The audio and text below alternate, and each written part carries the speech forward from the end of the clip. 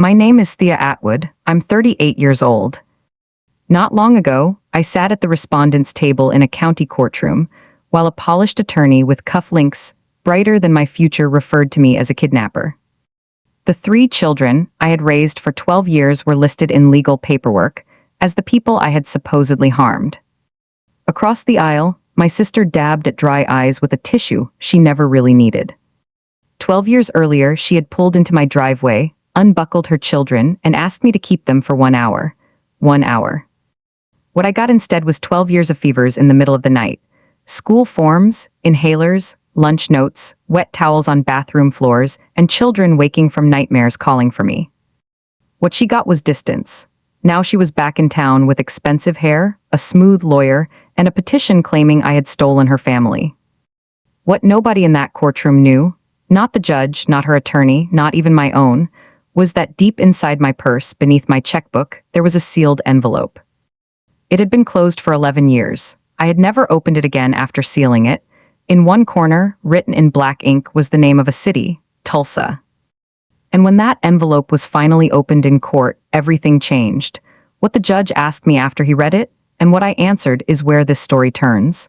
I'll get there, stay with me. Welcome back to Calm Drama Stories, the place where women who spent years staying quiet finally tell the truth out loud. These are stories about betrayal, family, grief, and the people who remain standing when everyone else walks away. If any part of this sounds like something your heart already knows, leave a comment. And subscribe, because this is the story of what happened when a woman like me stopped swallowing the truth to keep the peace. Let me take you back 12 years. It was a Saturday in June. I was 26, living in a tired little rental on Cherry Lane, working overnight shifts at a diner, and putting every decent tip I made into an envelope marked culinary school. I thought my life was small but pointed somewhere. At 9:15 that morning, Kendra's minivan rattled into my driveway, muffler sputtering like it was giving up. My sister was 31 then. She'd been widowed for just over a year. When she stepped onto my walk, she had Ellie on one hip, limp and hot from a mild fever, Jonah half asleep and stumbling at age 3, and Mara, 5 years old, holding everybody's shoes in her little arms like she was already the one trying to keep things together. Kendra dragged 2 trash bags of clothes up behind them and dropped them on my porch like she was unloading donations. She smelled like vanilla lotion and old cigarettes. Her eyes kept cutting back toward the van. She said she had somewhere she had to be, something she couldn't miss. She said she couldn't bring the kids with her. Then she pressed the diaper bag into my hands and gave me that same smile that had rescued her from consequences since childhood. Just 1 hour tea. I mean it. I remember asking what kind of appointment happens on a Saturday morning. She was already backing down the steps. Mara waved from my porch until the van disappeared around the corner. Then she asked if I had popsicles. I did. So that's how it started. Cartoons, sticky fingers, a low fever that broke sometime before dinner, and me believing I was just helping for the day. At 6 o'clock, I called Kendra. At 7, I called again. By 10, I was at my front window with Ellie sleeping against my shoulder, watching every pair of headlights that came down Cherry Lane and passed me by. I left the porch light on all night. Her van never came back. By Sunday evening, her voicemail box was full. By Monday, the number no longer even rang. I called the police. A weary-sounding sergeant told me adults were allowed to disappear if they wanted to. Leaving children with family, he explained, wasn't automatically a criminal matter.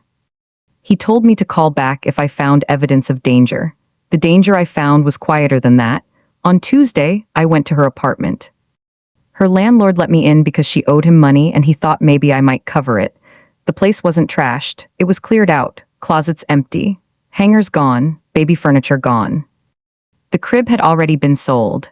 A neighbor told me a moving truck had come by the Thursday before. While I was working a double shift, my sister had packed up her life, emptied her apartment, and then driven her children to my porch like they were the final task on her list. That week, our mother, Ruth, sat at my kitchen table with her hands folded and kept repeating the same sentence. "She'll come back, Thea. She's their mother."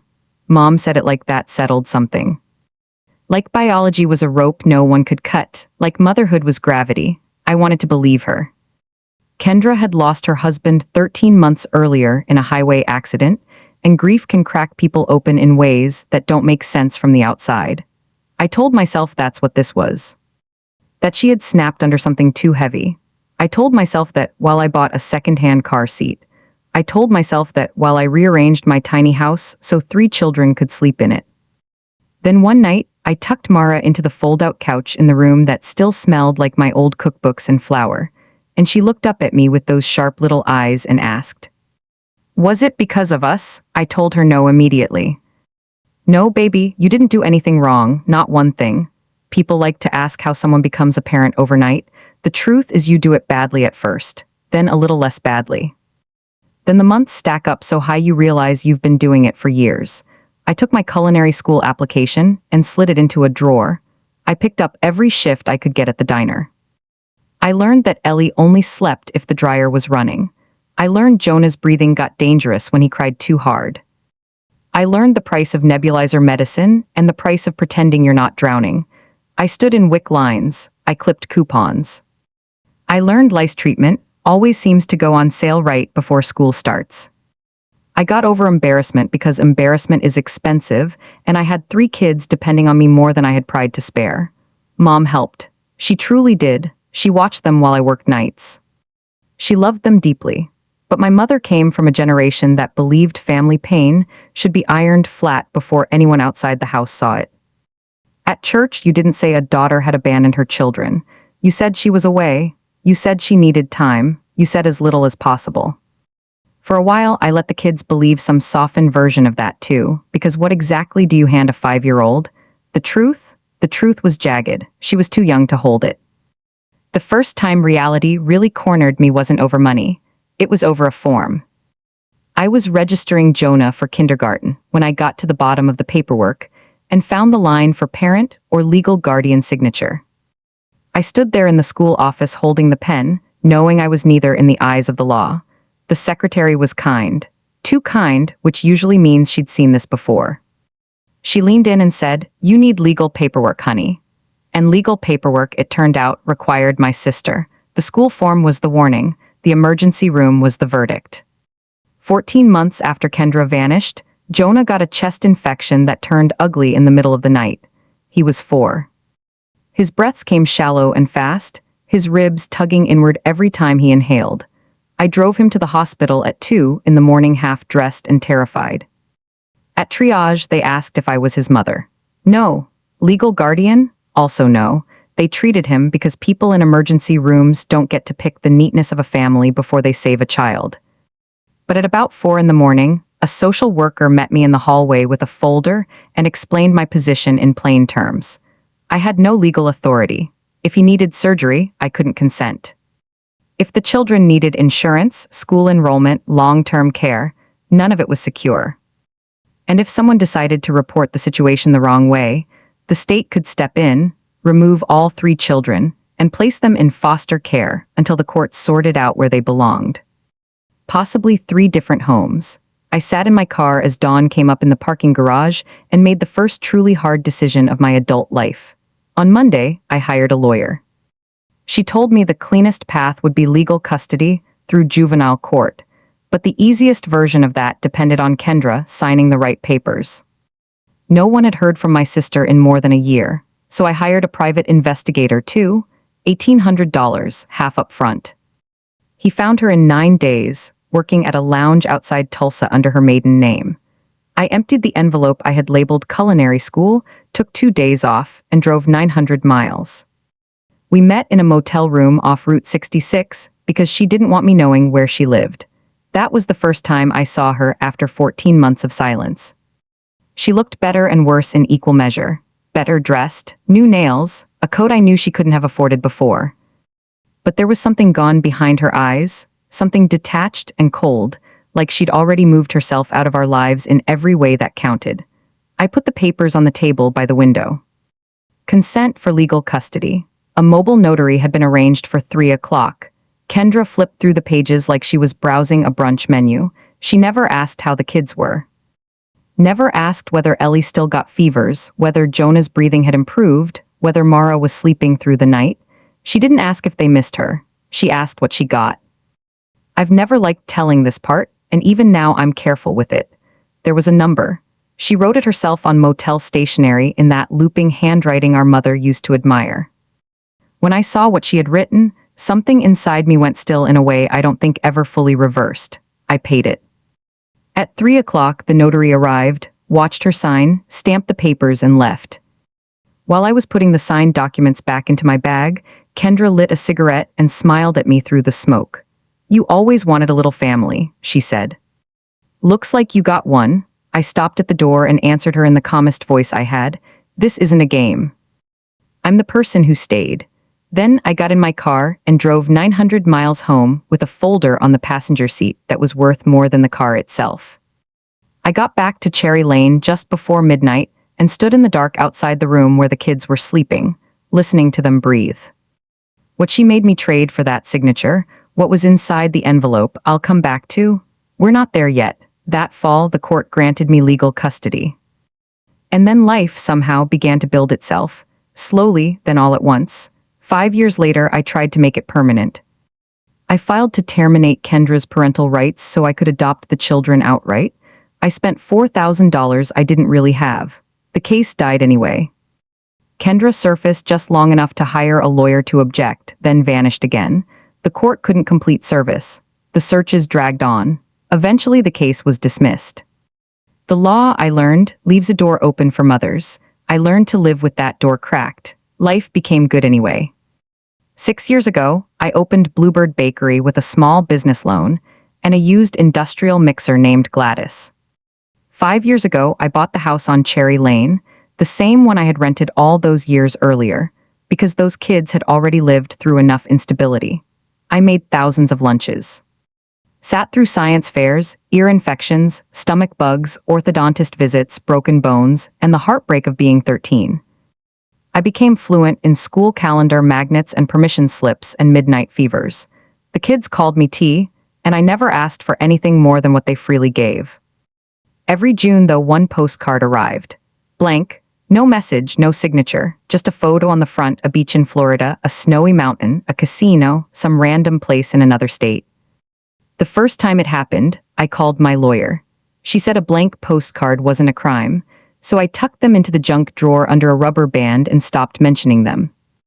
But I understood what they were, a reminder, someone knew where we lived, someone was watching the calendar. 8 months ago, my mother had a stroke at her kitchen table with half a crossword filled in and the kettle still warm on the stove. She was 71. At her funeral, Ellie held my hand so tightly my ring dug into my skin. All I could think was that Mom died still expecting Kendra might walk in late, breathless, apologetic, finally ready to reclaim the role everyone had saved for her.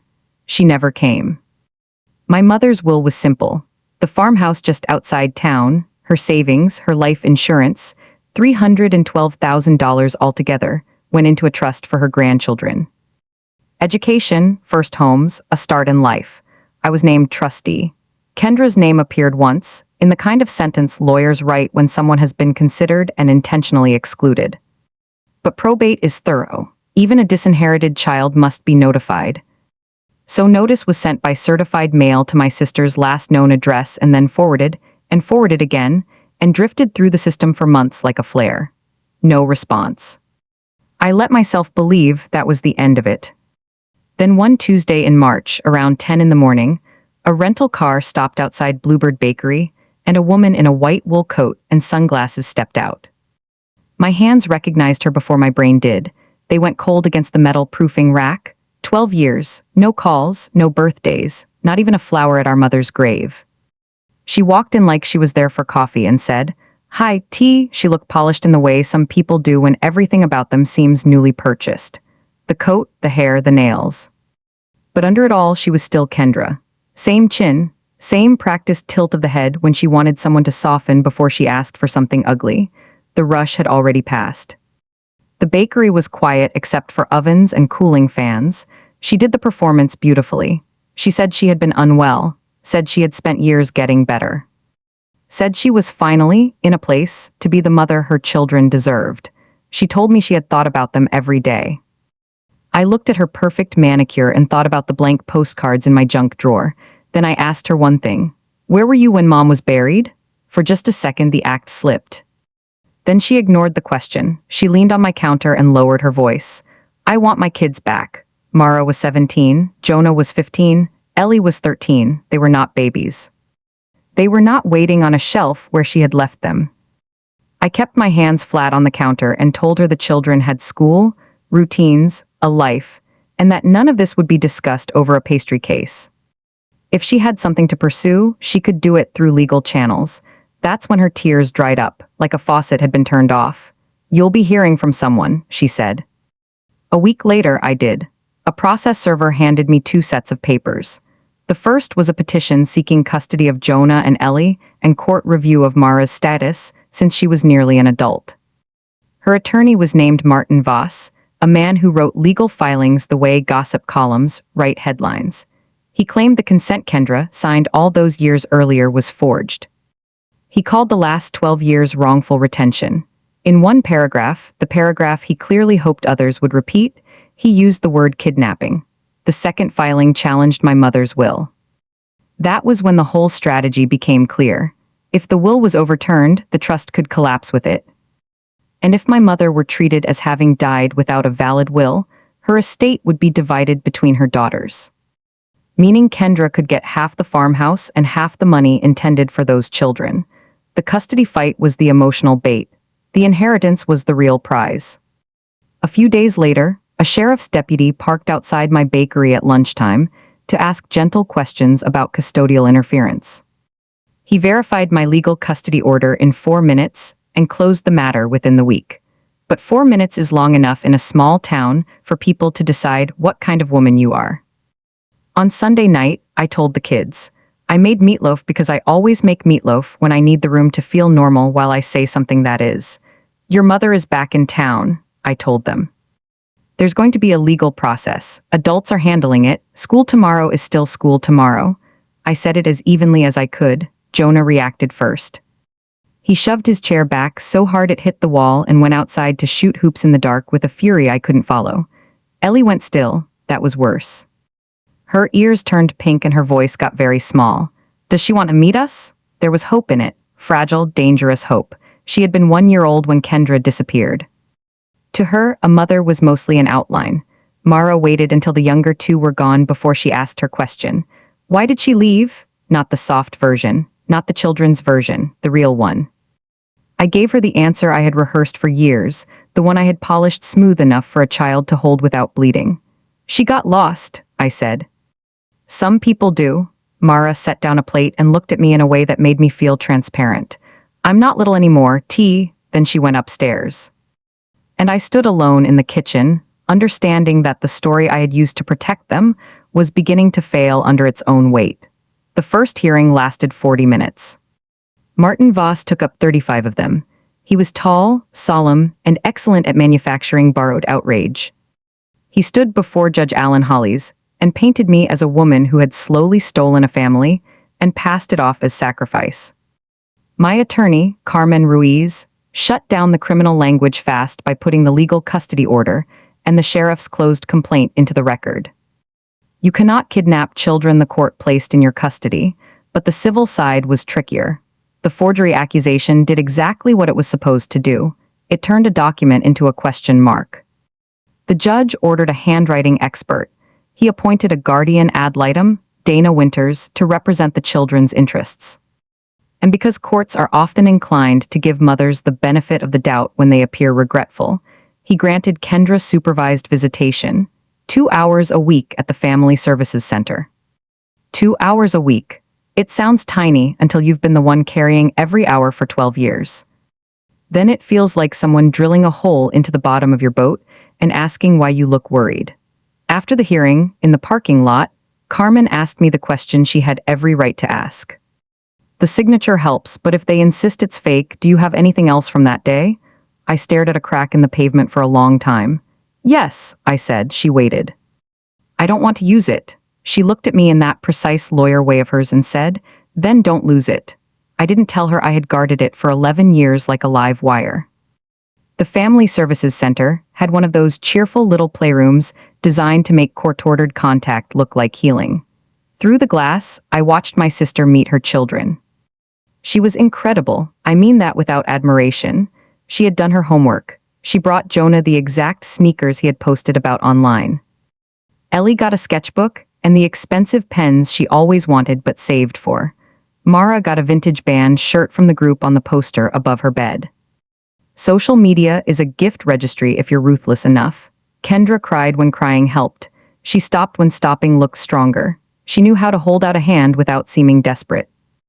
Ellie melted toward her almost immediately, glowing with attention. Jonah resisted, then softened, because 15-year-old boys are still boys, and being seen has power. Only Mara held her distance, polite and guarded, answering like someone being interviewed. But before Kendra walked into that room, I saw her alone in the hallway through another window. Her hands were shaking. She flattened them against her coat twice like she was pressing wrinkles out of fabric. For 1 second, something painful moved inside me. Then she walked into the playroom, the trembling vanished, the smile came on, and the performance began. Toward the end of the visit, she bent close and whispered something in Mara's ear. On the drive home, I asked what she had said. "Nothing," Mara answered. She said it too quickly. Millbrook is the kind of town that survives on tidy stories, and there is no story people prefer more than a remorseful mother trying to reclaim what's hers. The gossip beat me to church. At the spring potluck, my Aunt Lori cornered me by the dessert table with casseroles in both hands and conviction in her chest. She spoke loud enough for half the fellowship hall to hear. "She's their mother, Thea. Blood is blood. What kind of woman keeps children from their own mother?" Forks paused. Heads turned. I could have said 12 years. I could have said asthma attacks and school registrations and sold-off cribs. But blood is one of those lines people use when they don't want details complicating their morality. So I gave her the only clean truth I had. "You're right, I'm not their mother, I'm the one who remained." It wasn't a victory line, it was just true. That same week, a wedding cake order vanished. A couple of fake one-star reviews appeared online. 2 regulars started buying their coffee across the street. Small-town judgment rarely arrives all at once. It drifts in like weather. Then Carmen called me one Thursday evening and said Voss had subpoenaed every trust record, every account, every withdrawal, every receipt. "He's not trying to protect children," she said. "He's pricing them." That night, after everyone was asleep, I took down the gray metal lockbox from the top shelf of my closet. It had a dent in one corner. It had lived behind winter blankets for years. Inside were all the papers that proved my life had happened. The kids' birth certificates, the custody order, school records, doctor bills, report cards signed by me on the parent line. The tiny hospital bracelet from Jonah's worst asthma scare. And under all of it, lying flat at the bottom, was the manila envelope, packing tape gone yellow, edges soft with age, Tulsa written in black marker on the front. I sat on the edge of my bed and held it under the lamp. I knew every word inside without opening it. Just 1 hour, that was what she had said on my porch. And that envelope held the real ending to that hour. I put it back, locked the box, hid it again behind the blankets. Then I went to check the hallway and saw light beneath Mara's door. Blue phone light. A couple Saturdays later, I found out who she had been talking to. I was dropping off a sheet cake across town when I saw them through the diner window. Mara in a booth, and across from her, wearing sunglasses indoors like she belonged to some other life, my sister. No caseworker, no supervision, no court permission, just the 2 of them and a small wrapped gift box sliding across the table between them. I didn't storm in. I still think I deserve some credit for that. I walked inside, said hello to both of them, and told Mara I needed help carrying the cake from the van. Kendra didn't object.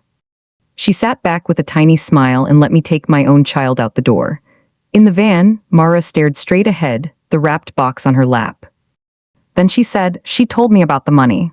I gripped the steering wheel and waited. "She says you paid her to stay away. She says you wanted us for yourself." That is what a crafted lie looks like. You take one true fact and build false walls around it until nobody can tell where the original shape was. Yes, I had given Kendra money once. And now she had used that single fact to make my niece wonder if her whole childhood had been purchased by a lonely woman with an agenda. Mara turned to look at me. "Is it true?" A flat no would be a lie. A yes would be poison, so I did what I had always done. I reached for the middle. It's complicated, I said. Mara nodded slowly. That's not the same as no. No, it was. The whole ride home passed in silence. She kept the box. Something changed in the house after that. Not a dramatic break, just small shifts. Doors that used to stay open closed more often. A girl who used to tell me everything began measuring what I could handle hearing. Silence charges interest. I know that now. On Monday, I told Carmen about the diner. She sat up straight immediately. Unsupervised contact in violation of the court order. A secret gift, private manipulation. She wanted to report it right away. That would have helped our case. It also would have turned Mara into evidence. And I was not going to make a child testify against her mother if I could help it. I said no. Carmen rubbed her forehead and told me, very dryly, that I was making her job harder while also making it impossible for her not to respect me. Then give me something else, she said. Because you keep implying you have something. The next Sunday, I went to the cemetery. I go the first Sunday of every month, my mother's grave, then Ray's because someone should. The rain was thin and cold, and I had carnations in my hand when I saw someone already kneeling by Ray's stone. Kendra, not in courtroom clothes, not dressed for an audience. Just flat shoes, a gas station umbrella, and tears I don't think anyone was meant to witness. I stood behind a maple tree and listened. She told the grave she was sorry. She said she had not been able to breathe in that house after the accident, not with 3 children and his boots still by the door. Then I heard one full sentence, clear through the rain. After the first year, there was no way to come back without being the villain, so I stayed gone. I stood there holding flowers, feeling something in me give way by an inch.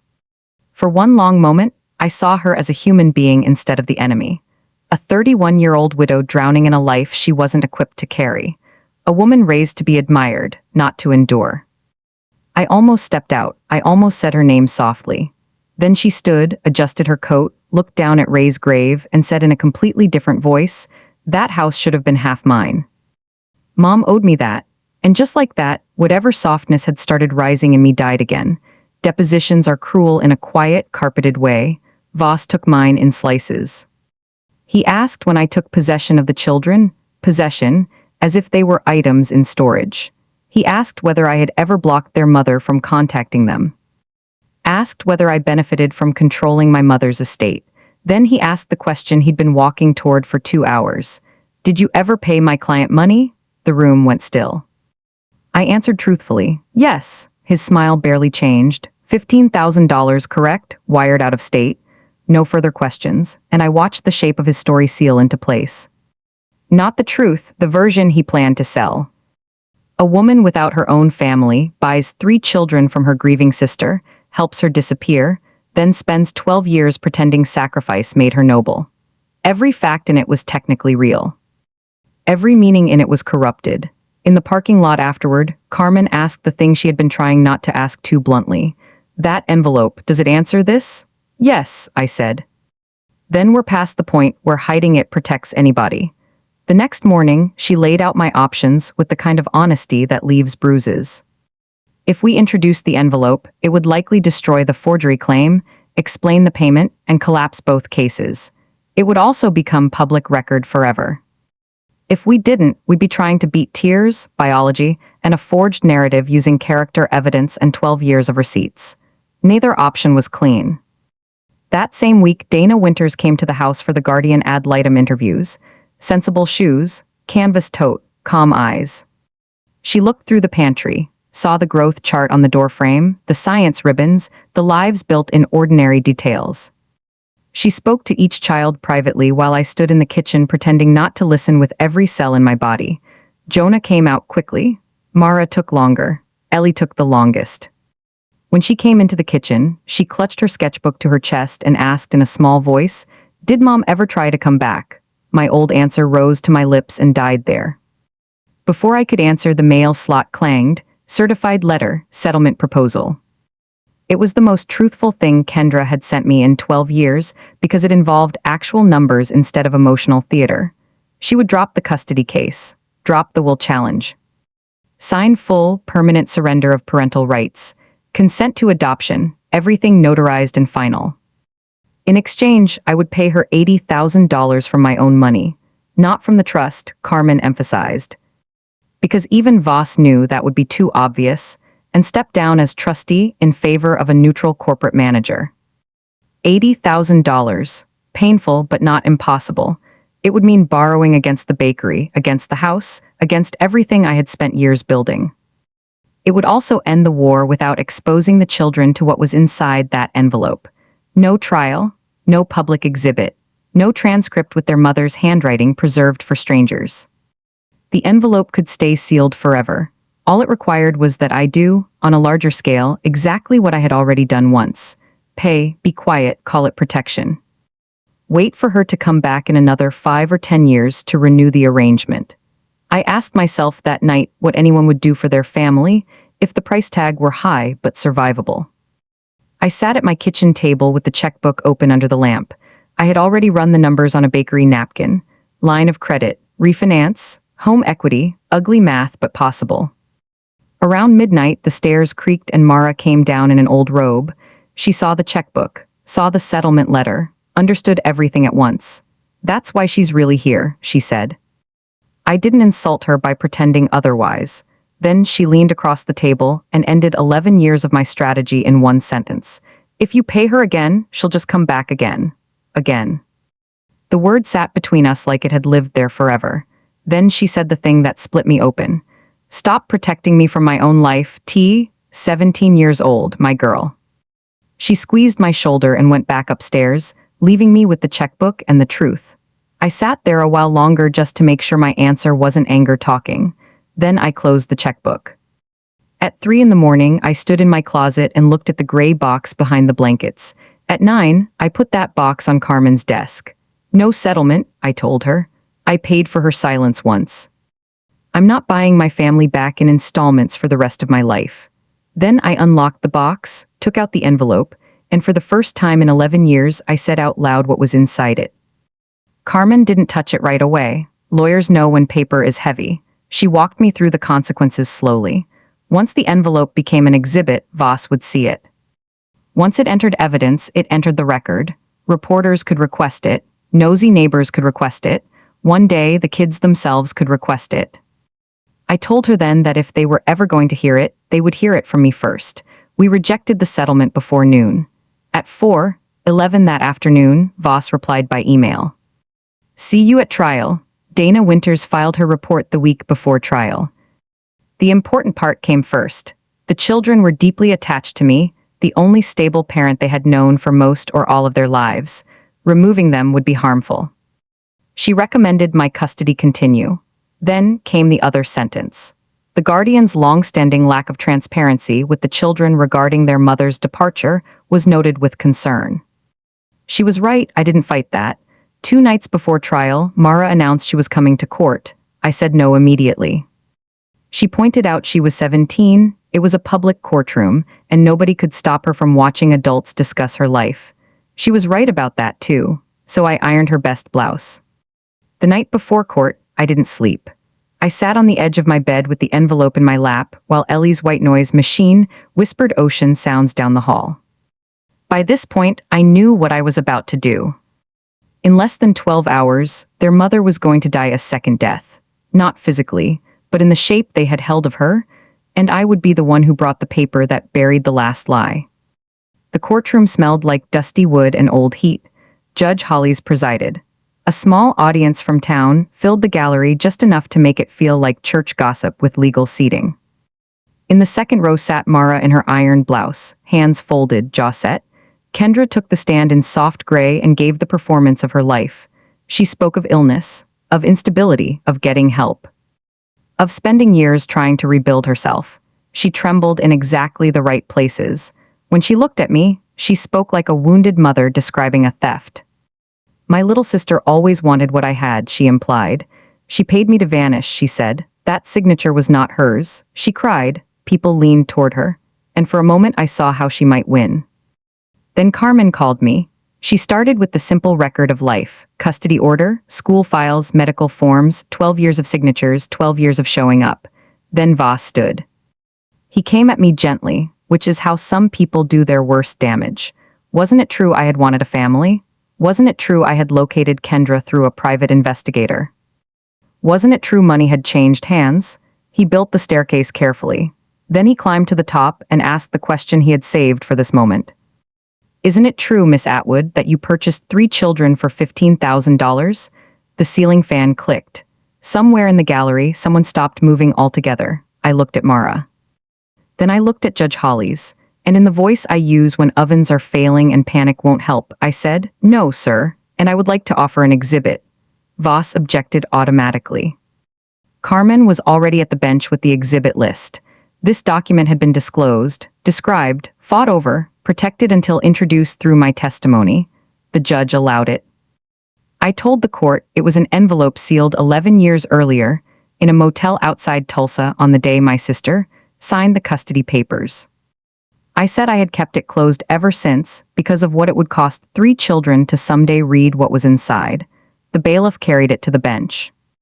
I watched my sister's face as it crossed the room. She turned pale. For 11 years she had relied on my shame to protect her.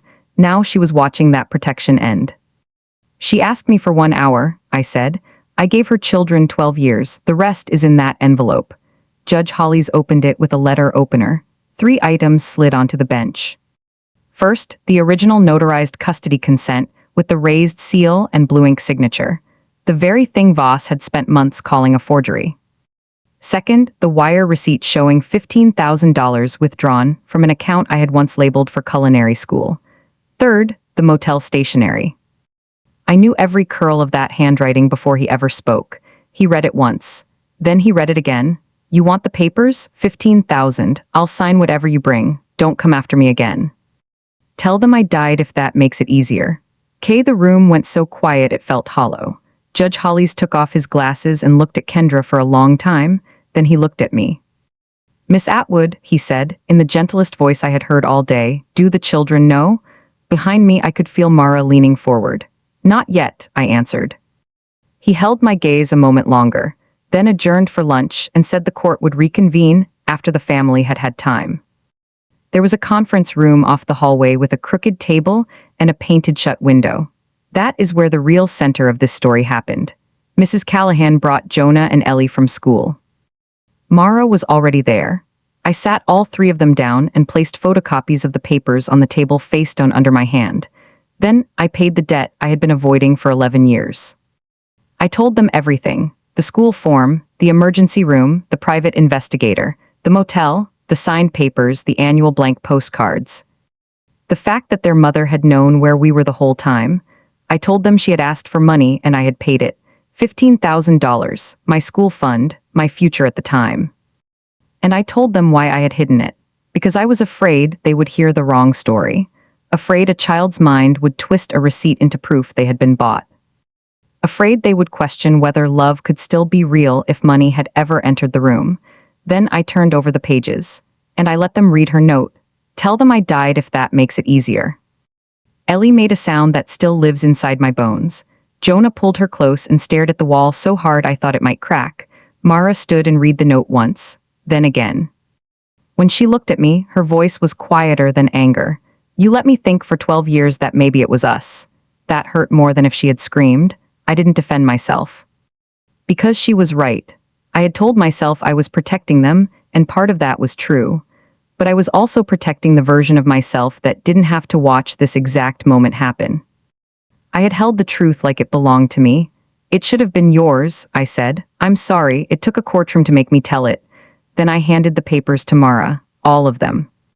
"You decide when Jonah and Ellie are ready for the rest. Not me, not a judge. You."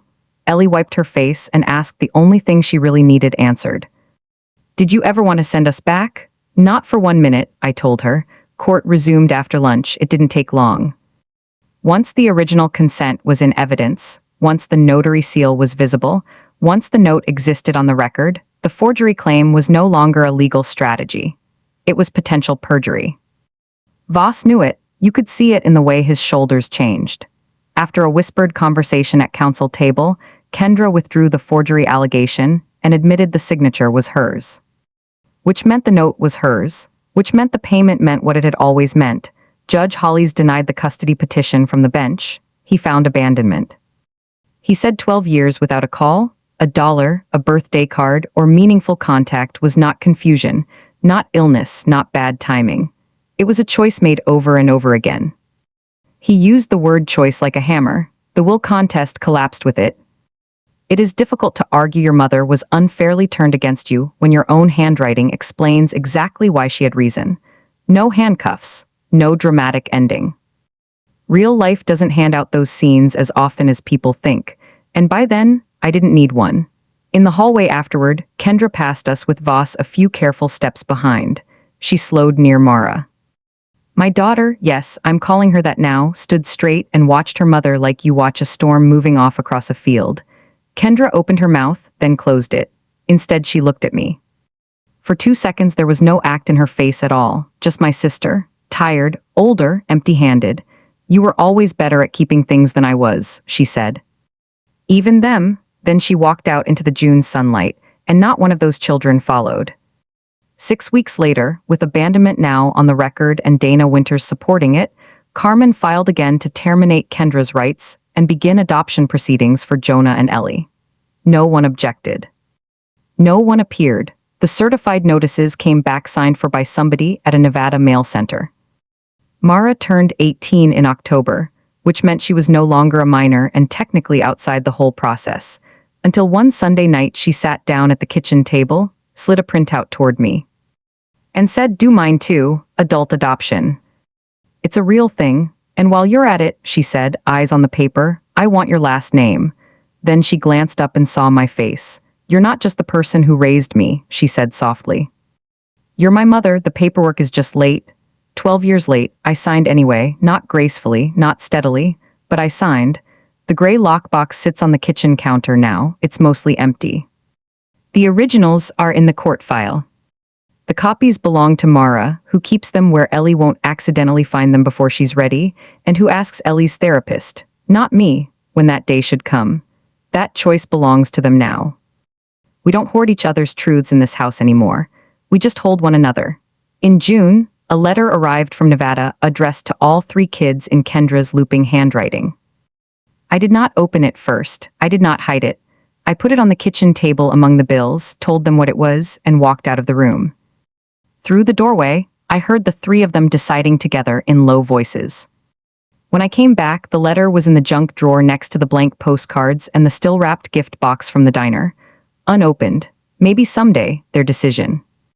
12 years ago, my sister asked me for an hour on a front porch I still sweep every morning. That hour is over now. The kids know everything, and they're still here.